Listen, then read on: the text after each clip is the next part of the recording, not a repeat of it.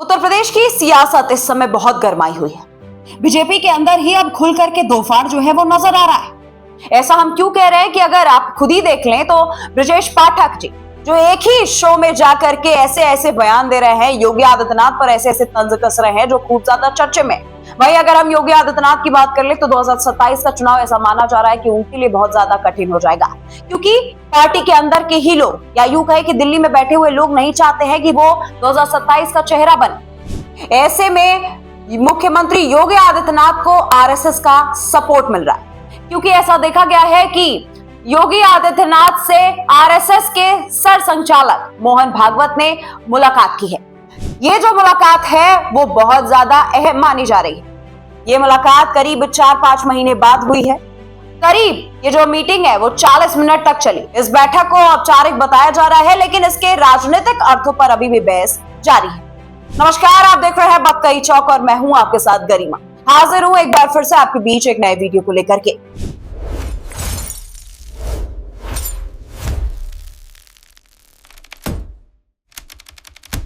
दोस्तों, राजधानी लखनऊ में संघ प्रमुख का दौरा पहले से तय कार्यक्रमों का हिस्सा है। इसी कार्यक्रम में मुख्यमंत्री का संघ कार्यालय पहुंचना, शिष्टाचार भेंट और फिर विचार विमर्श, ये सभी बातें सामान्य प्रक्रिया का हिस्सा मानी जाती। फिर भी राजनीतिक हलकों में यह सवाल अब उभर करके आ रहा है कि इस मुलाकात की टाइमिंग आखिर क्या संकेत दे रही है, क्योंकि जैसा हमने आपको शुरुआत में बताया कि ये मुलाकात बहुत सारे पॉइंट से महत्वपूर्ण है। क्या ये केवल नियमित संवाद था या इसके पीछे एक व्यापक रणनीतिक विमर्श भी जुड़ा हुआ है? उत्तर प्रदेश देश का सबसे बड़ा राज्य है, जहां पर जनसंख्या, संसदीय सीटों और राजनीतिक प्रभाव के लिहाज से ये बहुत ही ज्यादा अहम माना जाता है। यहाँ की हर गतिविधि का असर जो है वो राष्ट्रीय राजनीति तक महसूस किया जाता है। ऐसे में सरकार और राष्ट्रीय स्वयं सेवक संघ के बीच होने वाली ये बातचीत को स्वाभाविक रूप से अहम माना जा रहा है। जानकारों के अनुसार इस तरह के संवाद में शासन की प्राथमिकताएं, योजना की प्रगति, सामाजिक समीकरण और संगठनात्मक फीडबैक जो है, और उसी के साथ अगर हम भविष्य की बात कर ले तो भविष्य की दिशा क्या होगी, ऐसे मुद्दे इस बैठक में शामिल होंगे। हाल के महीनों में भाजपा के भीतर अलग अलग मंचों और कार्यक्रमों को लेकर के चर्चाएं भी देखने को मिली। उप मुख्यमंत्री ब्रजेश पाठक की सक्रियता, उनके बयानों और फिर कार्यक्रमों की शैली पर भी बहुत ज्यादा बात विमर्श की हुई। सबने अपने आकलन इस पर भी रखे। कुछ पर्यवेक्षक इसे पार्टी के अंदर विविध नेतृत्व शैलियों की झलक बता रहे हैं, तो कुछ इसे आंतरिक संतुलन और संदेश प्रबंधन से जोड़ करके भी देख रहे हैं। हालांकि अब भारतीय जनता पार्टी की ओर से बार बार ये दोहराया गया है कि संगठन पूरी तरह से एकजुट है और सभी नेता सामूहिक नेतृत्व के सिद्धांत के तहत काम कर रहे हैं। लेकिन जैसा अब उभर करके सामने सभी को दिख रहा है, इसमें थोड़ा तो भूचाल अब सभी को नजर आने लगा है बीजेपी के अंदर से। अब आ जाते हैं उस पहलू पर जिसने चर्चा को और ज्यादा गहरा कर दिया है। दरअसल दोस्तों, 2027 विधानसभा चुनाव भले दूर हो, लेकिन रणनीति की बुनियाद समय रहते ही रखी जाती है। राजनीतिक विश्लेषक ही मानते हैं दोस्तों कि उत्तर प्रदेश में चुनावी तैयारी केवल और केवल टिकट वितरण या प्रचार योजना तक सीमित नहीं रहती, बल्कि सामाजिक समरसता, विकास एजेंडा और क्षेत्रीय मुद्दा, या फिर यूं कहे कि युवाओं की आकांक्षाओं और संगठनात्मक मजबूती जैसे अनेक आयामों पर भी आधारित होती है। इसी संदर्भ में यह सवाल भी उभर करके सामने आ रहा है कि 2027 में पार्टी का चेहरा आखिर कौन बन जाएगा? क्या मौजूदा नेतृत्व के साथ निरंतरता दिखाई देगी या कोई नया समीकरण अब बन जाएगा?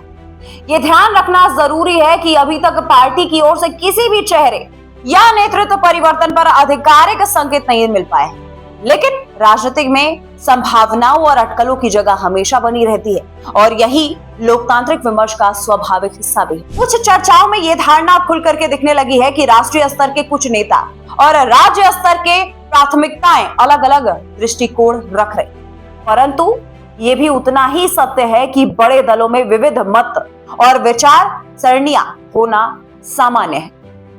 दोस्तों, योगी आदित्यनाथ को 2027 में क्या क्या मुश्किलें होंगी, इसका अभी खुल करके संकेत अभी जो मिल रहा है वो सबसे बड़ा कांड तो शंकराचार्य विवाद को लेकर के है।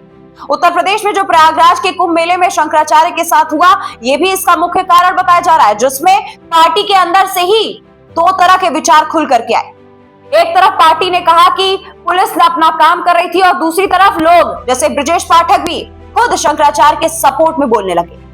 ऐसे में भारतीय जनता पार्टी के अंदर ही अब दो फाड़ जो है वो खुल करके नजर आ रहा है। बीजेपी में योगी आदित्यनाथ के लिए मुश्किलें दिन प्रतिदिन बढ़ती ही जा रही हैं। दोनों ही गुट की अगर हम बात कर ले भारतीय जनता पार्टी के बीच, तो जो आरएसएस के साथ इस बार मीटिंग हुई है, दोनों के बीच जो संवाद हुई है वो कई जानकारी या यूं कहें कि कई फीडबैक देकर के जा रहा है। इसमें कार्यकर्ताओं के अनुभव, जमीनी चुनौतियां, सामाजिक संतुलन और विकास कार्यक्रमों की गति जैसे विषय भी प्रमुख रहे हैं। राजनीतिक परिदृश्य में यह भी कहा जा सकता है कि किसी राज्य में सत्तारूढ़ दल के लिए संगठनात्मक समर्थन बेहद महत्वपूर्ण हो सकता है। ऐसे में संवाद की निरंतरता को सकारात्मक संकेत के तौर पर ही देखा जा रहा है। अब दोस्तों, देखने वाली बात यह होगी कि आखिरकार कौन बनता है 2027 का उत्तर प्रदेश का चेहरा। अभी तक पार्टी की तरफ से खुल करके कोई भी निर्णय नहीं लिया गया है और अटकलों का बाजार जो है वो गर्म है और ऐसा देखा जा रहा है और ऐसा माना भी जा रहा है कि बीजेपी में अब दो फाड़ जो है वो तय है। आप इस बारे में क्या राय रखते हैं? कमेंट सेक्शन में हमें अपनी राय जरूर बताइएगा। मिलूंगी मैं आपसे अगली वीडियो में, तब तक के लिए मुझे दीजिए इजाजत। नमस्कार। This video is sponsored by Ram Group of Companies, co-sponsored by Nature House and Bhaiya Ji Silver Coated Ilaichi.